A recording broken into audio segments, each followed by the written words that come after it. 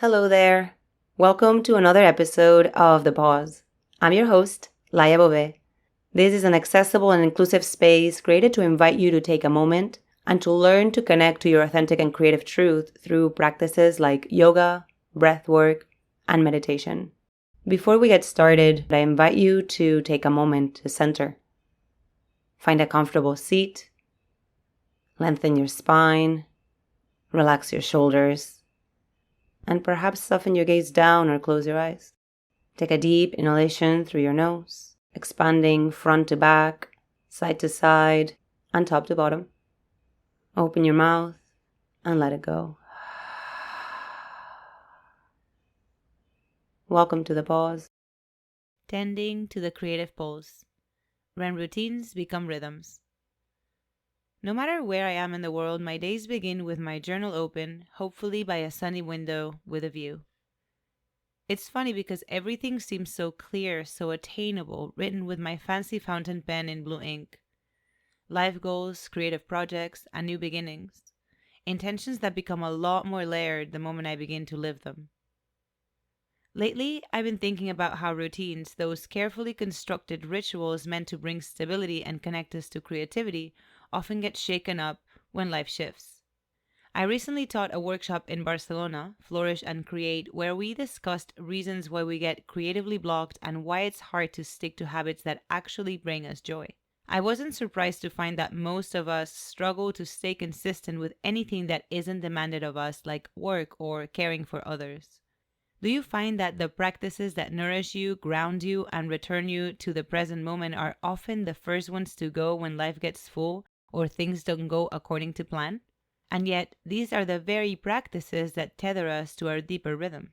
A rhythm beyond what you can plot out in your calendar. A rhythm that allows you to inhabit the world more fluidly. The way your energy rises and falls with the light or with the change of seasons.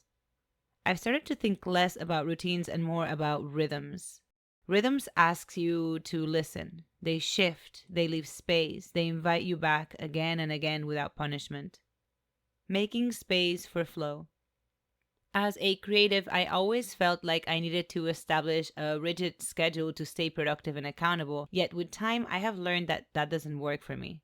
In fact, it stresses me out, and in the end, I'm less focused and less productive. I have learned that for me, it's about paying attention to the rhythms that support my writing and creative work. Not rigid blocks of time or perfectly designed routines, but the quieter cues that tell me when to begin, when to pause, and when to go outside and let the words come to me later. Over time, I've learned that creativity doesn't thrive in chaos, but it also doesn't thrive in overly rigid structure. It needs rhythm, space, and the kind of boundaries that hold, not confine. So instead of forcing myself into a strict routine, I build my days around anchoring practices, small rituals that help me return to myself. Slow mornings. If there is something I never skip, is my slow morning ritual. I like to begin the day quietly, away from my phone, sitting with my journal and fountain pen, listening to how the world and I rise, paying attention. It flows as the seasons and my needs shift, but it always begins with morning pages. Morning pages are a stream of consciousness writing practice created by Julia Cameron where you empty your mind onto the page. I don't try to write anything profound. I just let whatever's there move through me. Sometimes it's messy, sometimes it's clear, but it always makes space for what's next and allows me to see where I am starting from. Once I'm done with morning pages, I take a few minutes to move my body with a 10 to 15-minute yoga session. No need for more. Find a link to a class on my YouTube channel on the show notes.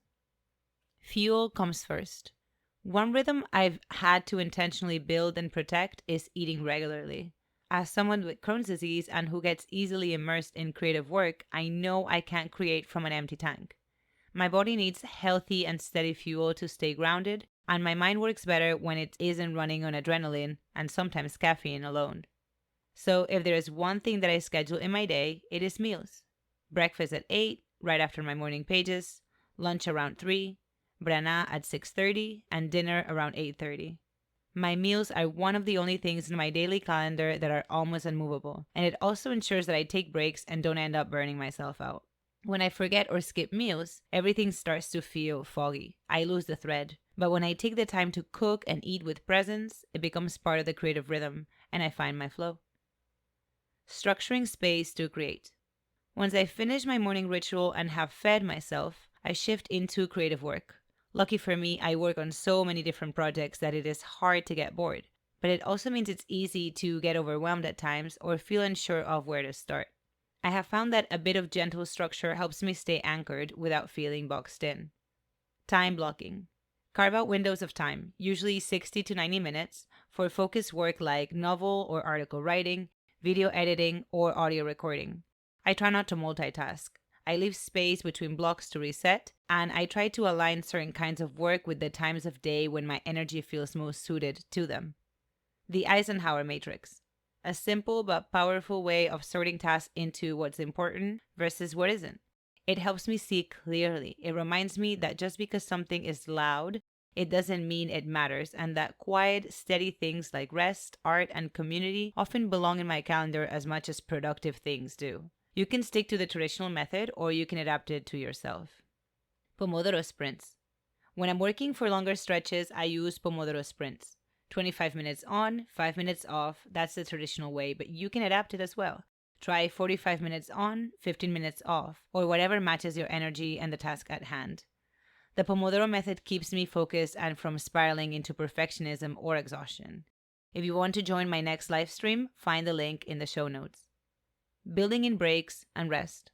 One of the most radical things I've done for my creativity and my health is learning to take real breaks. Not scrolling breaks, not still doing something but telling myself I'm resting breaks, real ones. I now treat rest as part of my workflow, not something I have to earn.